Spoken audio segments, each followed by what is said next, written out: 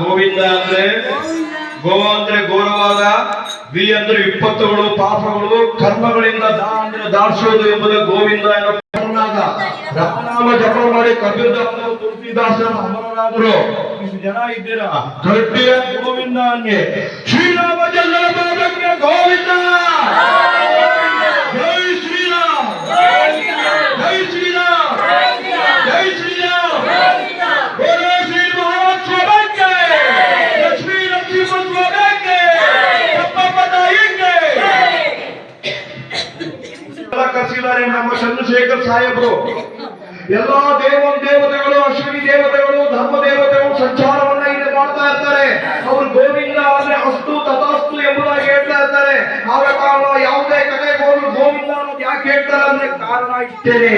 ಆದ ಕಾರಣ ಭಗವಂತನಾದ ಇಲ್ಲಿ ಆ ವಿಕ್ರಮನು ತನ್ನ ಹಸುವಿನ ದಾಹವನ್ನು ಮರೆಯುವ ಸಲುವಾಗಿ, ತನ್ನ ನೀರಿನ ದಾಹವನ್ನು ಮರೆಯುವ ಸಲುವಾಗಿ ರಾಮಲಿಂಗಾಪುರವನ್ನು ಪ್ರವೇಶ ಮಾಡಿದ್ದಾನೆ. ರಾಮಲಿಂಗಾಪುರವನ್ನು ಪ್ರವೇಶ ಮಾಡಿ ವರ್ತಕರ ಬೀದಿಯಲ್ಲಿ ನಡ್ಕೊಂಡು ಹೋಗ್ತಾ ಇದ್ದಾನೆ. ವರ್ತಕರ ಬೀದಿಯಲ್ಲಿ ಏನಾಗಿದೆ, ಏನಪ್ಪ, ಬೆಳಿಗ್ಗೆಯಿಂದಲೂ ನನ್ನ ಅಂಗಡಿಗೆ ವ್ಯಾಪಾರ ಮಾಡಲು ಒಂದು ಗಿರಾಕಿಯೂ ಬರ್ಲಿಲ್ವಲ್ಲ, ನಾನು ಅಂಗಡಿಯಲ್ಲಿ ₹1 ಕಮ್ಮಿ ಕೊಡ್ತೀನಿ ಅಂದ್ರೂ ಯಾರೂ ಬರ್ತಿಲ್ವಲ್ಲ ಎಂಬುದಾಗಿ ಚಿಂತಾಕ್ರಾಂತನಾಗಿ ನನ್ನಯ್ಯ ಶೆಟ್ಟಿ ತನ್ನ ಕ್ಯಾಶ್ ಬಾಕ್ಸ್ ಗಲ್ಲದ ಗೋವಿಂದ ಶ್ರೀನಿವಾಸ ಅಂದ್ರೆ ವೆಂಕಟೇಶ ಅಂದ್ರೆ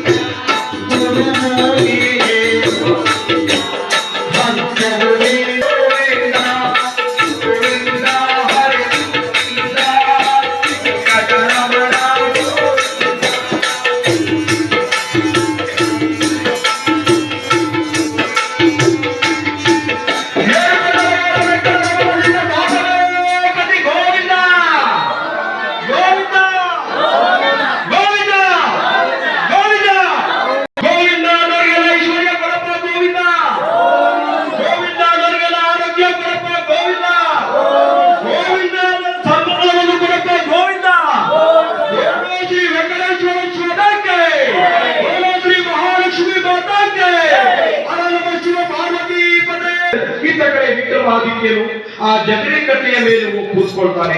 ಕೂತ್ಕೊಂಡು ಕೂಡಲೇ ನಡೆದು ಆಯಾಸವಾಗಿದ್ದರಿಂದ ನಿದ್ರೆಯಲ್ಲಿ ಮುಳುಗಿದ್ದಾನೆ.